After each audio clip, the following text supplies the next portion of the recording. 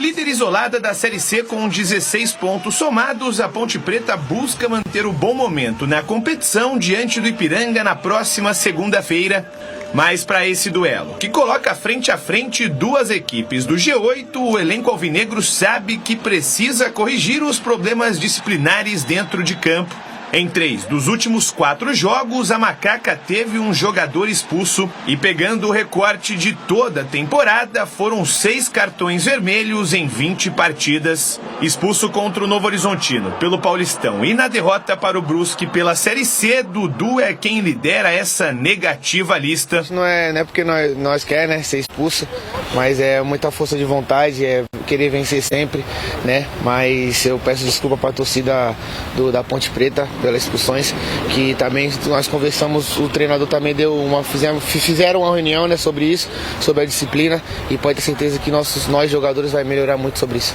Após cumprir suspensão na última rodada, Dudu voltará à equipe titular justamente no lugar de um outro expulso. Léo Oliveira, que iniciou no lugar de Dudu contra o Náutico, recebeu cartão vermelho ainda no primeiro tempo e agora devolve a vaga para o próprio Dudu.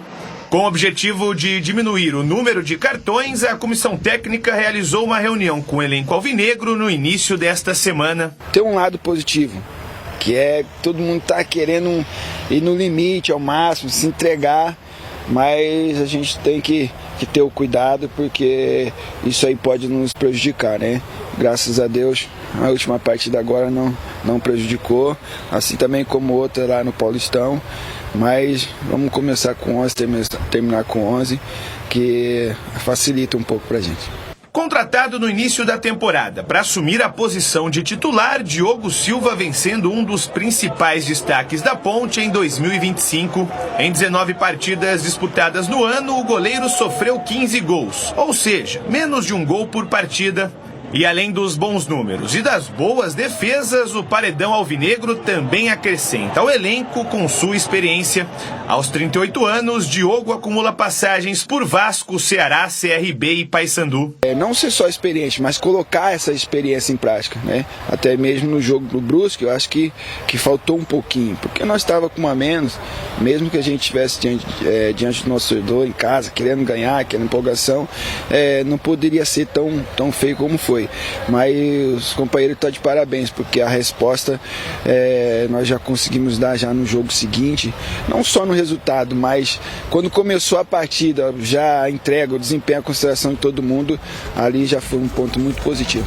Mas, por outro lado, também tem jogador experiente deixando Moisés Lucarelli. Fora dos planos da diretoria, Matheus Silva acertou com o Náutico para a sequência da Série C. O acordo inicialmente seria por empréstimo, mas as partes concordaram por uma transferência em definitivo.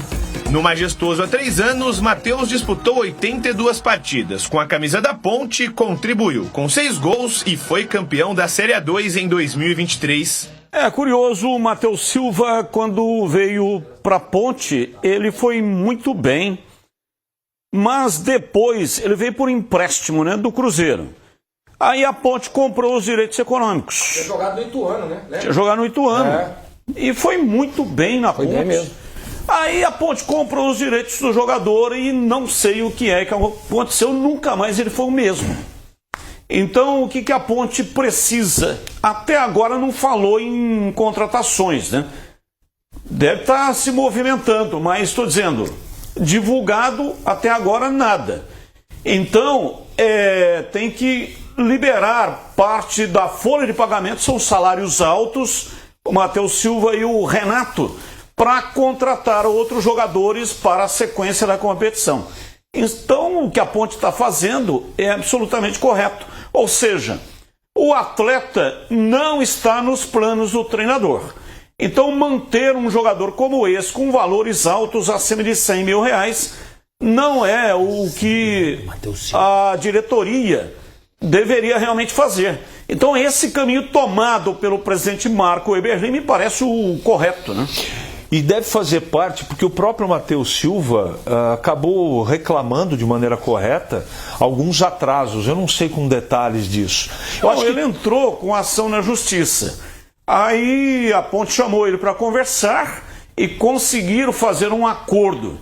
Então existe um acordo, né? Deve ter parcelado o que devia, etc.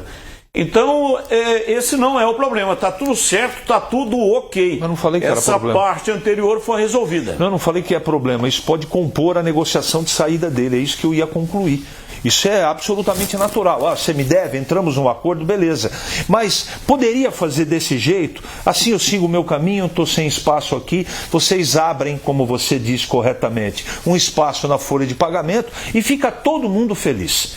Eu já cheguei a falar aqui que o Matheus Silva era o único zagueiro confiável que a Ponte tinha. Mas era isso antes, lá atrás, antes de acontecer isso. A Ponte comprou os direitos federativos dele e ele parou de jogar.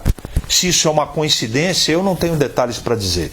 O fato é que dentro do campo, ultimamente, o Matheus Silva não é nem sombra daqueles, né, daqueles momentos lá de trás, antes dessa aquisição da Ponte.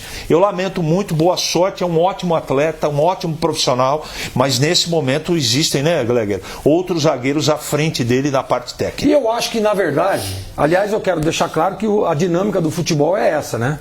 O jogador vem, presta aquilo que ele pode, aquilo que ele tem, né? E ele prestou, diga-se de passagem, com muita competência, né? Inclusive ele foi fundamental naquele título da Ponte da Série A2, você lembra disso ou não? Bem lembrado. E aí o que acontece?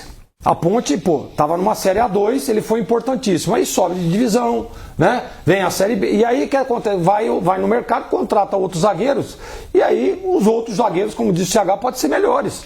E aí perde o espaço. Isso é absolutamente normal no futebol.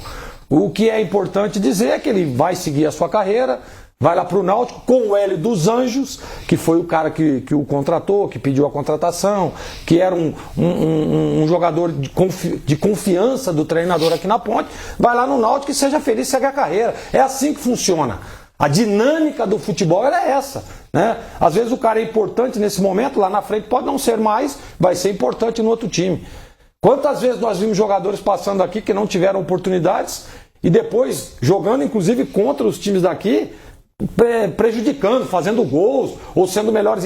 Então essa é a dinâmica. Então que seja feliz, como disse o CH, ele participou uma vez aqui com a gente, lembra? Verdade. Um moleque bom pra caramba, gente boa, bom profissional, e ele que siga a vida dele. Não arruma e seja problema. Feliz. Aliás, afinal, né, Gleger? O futebol é cíclico. E o ser humano nasceu para ser feliz. Vamos falar aí da montagem. Ontem até batimos um papo lá na Rádio Bandeirantes no programa Esporte em Debate, das 5 até as 7h30. FM 85,7 também. No youtube.com/Rádio Bandeirantes Campinas. Lucas Cândido não jogou contra a equipe do Náutico. A assessoria de imprensa diz que foi...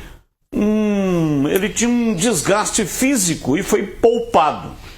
Se foi poupado, desgaste físico não é contusão. Poupou num jogo, no outro ele já está à disposição. A Ponte joga segunda-feira contra o Ipiranga. E o Dudu está de volta, cumpriu suspensão. A dupla de meio campo. Vocês acreditam que será Dudu e Lucas Cândido? Para não me perder nos 11, você me ajuda a contar? Você é melhor de matemática do que eu. Vamos lá. Diogo no gol. Maguinho. Esses eu tenho certeza que vão jogar. Wanderson. Tô contigo. Sérgio Rafael. Tô contigo. E Arthur. Esses vão jogar. Calma. Você está apostando que serão 2 zagueiros. Não, eu não terminei. Você não deixa eu molhar o bico. Deixa, vamos ver. Você está ansioso, calma. Aí vamos para o meio campo. Eu tenho certeza que o Lucas e o Dudu vão jogar. E eu tenho certeza que o Elvis também vai jogar. Tenho certeza que o Gé vai jogar e o Jean Dias. Falta uma posição. Calma. Tá. Eu falei de 10. Entendi. Falta uma posição. Ou ele vai acrescentar o terceiro zagueiro, que é o Danilo Barcelos, apesar de muita gente não... Foi o Valentim que falou. Não fui eu. Que o Danilo Barcelos é zagueiro no time dele. Não fui eu. Não, isso não é dedução minha. Foi o Valentim. Teve aqui, ó. Galera, estava junto comigo. Me ligou falando tá isso. Aqui, além de ligar de novo, você ligou, falou, nós ficamos com uma dúvida aqui. O Danilo Barcelos joga em que posição no seu time? Zagueiro. Pelo Escreveu. lado esquerdo. Exatamente. Então, ou ele vai colocar o terceiro zagueiro, ou ele vai acrescentar Everton Brito ou Serginho. Esse é o time da Ponte para enfrentar o Ipiranga. E você, Gleger? Mas não tem assim. Isso é legal, isso é bom, né? Isso é bom quando tem. Claro. Quando você tem basicamente o time já. Alternativas. E tem duas alternativas interessantes. Agora, a gente tem que lembrar que esse time da Ponte foi muito forte. Aliás, muito forte, foi lá no Campeonato Paulista, jogando com o Barcelos por ali, né? Mas, pô, tá jogando em casa. É em casa o jogo, né? Esse é um componente que pode ser determinante. E aí ele pode, por exemplo, entrar com o Serginho. Não acredito no Léo Oliveira. Eu acredito que essa dupla, Não, Serginho... o Léo tá suspenso, Gleger. Quem que é o menino que você falou aí? Lucas e Dudu. Não, o outro.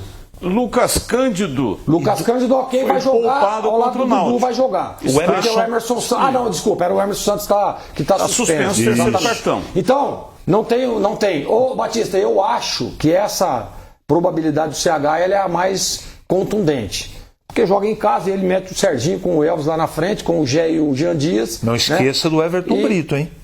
Foi o Everton Brito, mas eu não acredito que o Everton Brito... E não esqueça do Luiz Felipe, que tá com a senha na mão aqui. Olha a bola que ele jogou contra o Náutico. Olha que legal isso. Então tem ou. Legal. Melhor do que faltar jogador, né? Pelo menos tem opção. Mas eu acho que a única dúvida dele é os três zagueiros. Entrou no intervalo contra o Náutico. Entrou no intervalo, jogou o segundo tempo inteiro. Everton Brito. A única dúvida do Valentim é Barcelos ou Serginho. Eu acredito nisso. Eu também penso assim. De começo. Everton Brito é banco. Eu também. Vai utilizar no segundo tempo. Exatamente. Não alternativa. Não é o que eu faria. O que eu faria é o Serginho, sem o terceiro zagueiro. É o que eu faria. Que eu acho também que é a única dúvida. Né? Mas eu acho que ele vai insistir nos três zagueiros.